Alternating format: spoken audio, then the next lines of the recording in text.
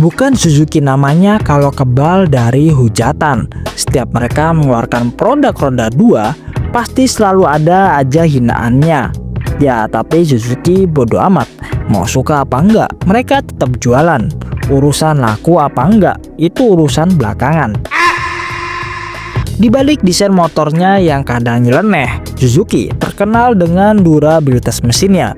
Jika spare part motor merek lain biasanya hanya bertahan setahun atau lebih, komponen Suzuki bisa 2 kali lipat lebih awet. Bukan karena sihir, tapi karena materialnya memang dibikin kelewat awet. Ya, konsekuensinya beberapa dealer akhirnya gulung tikar karena jarang ada yang beli spare partnya karena terlalu awet. Tapi meski begitu, Suzuki menunjukkan kalau mereka masih peduli dengan konsumennya, terutama untuk mereka yang menyukai desain Ayago. Baru-baru ini Suzuki meluncurkan 2 motor barunya, yaitu Satria F150 dan Satria Pro. Disclaimer dulu kalau saya ini bukan sales Suzuki, karena saya sendiri pakai motor Honda. Desain Suzuki memang terkenal jelek, saya pun setuju. Tapi kali ini jelas saya nggak setuju. Berikut ini alasan kenapa saya suka dengan motor ini. Oke, tanpa berlama-lama, langsung aja kita bahas videonya.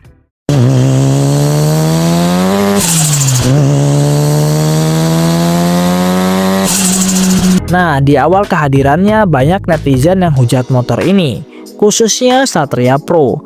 Banyak yang bilang motor perindavan banget, desain punuk onta, dan headlamp jarjit. Kalau kalian merasa tampangnya aneh, mungkin selera kalian belum sampai level Suzuki, yang dimana selera kalian mungkin masih ketutup sama rangka kropos atau bodi nggak center. Terus jika kalian lihat detail lainnya, ternyata ada banyak sisi yang membuat motor ini tampak modern dan tegas. Rakukan bodinya kaku, berotot, dan terlihat mengikuti desain masa kini. Bagian depannya yang sebelumnya terasa janggal, kalau dilihat lagi justru memberi kesan padat dan agak menunduk sporty. Perubahan dari generasi sebelumnya yang terlihat agak kurus. Headlamp yang sering dihujat kepala jarjit mengikuti desain dari gaya V-Strom dan Gixxer 250. Saking miripnya malah seperti sisa stok lampu V-Strom yang langsung dipasang di sini. Ingat ya, V-Strom dan Gixxer 250 itu kelasnya di atas Satria. Jadi kalau dipikir-pikir ini justru keren. Kalau kalian pikir ini kelihatan freak banget, coba kalian lihat motor brand sebelah yang modif headlampnya punya Kawasaki Z250. Nggak perlu saya sebut motornya, pasti kalian udah paham. Lalu lampu sennya yang sekarang terpisah membuat tampilan motor ini jadi lebih laki. Walaupun desainnya kelihatan ketinggalan zaman, setidaknya secara visual jadi makin garang. Nah, uniknya, walaupun lampu sennya seperti ini, Suzuki membuatnya menjadi elastis seperti milik GSX S150 agar tidak mudah patah saat kesenggol di parkiran. Kayaknya Suzuki melihat kelemahan dari lampu sen milik brand sebelah.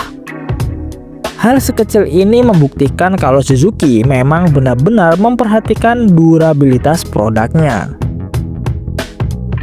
Selain headlamp yang mirip kayak V-Strom, lampu belakangnya juga mirip Suzuki Bandit 150. Yang kita tahu kalau produk Bandit nggak terlalu laku. Nah, daripada numpuk dan jadi sampah, mending dipasang ke Satria. Jadi lebih hemat, ramah lingkungan, dan efisien. Ini sekaligus membuktikan kalau Suzuki sangat peduli pada bumi. Bahkan mungkin selama ini produknya sengaja dibuat kurang laku supaya nggak nambah polusi di jalanan. Dan karena spare partnya super awet, sampah komponen pun jadi lebih sedikit. Logika macam apa ini? Dengan tampilan yang diperbarui di tahun 2025, Suzuki membuktikan mereka masih serius di segmen bebek sport 150cc.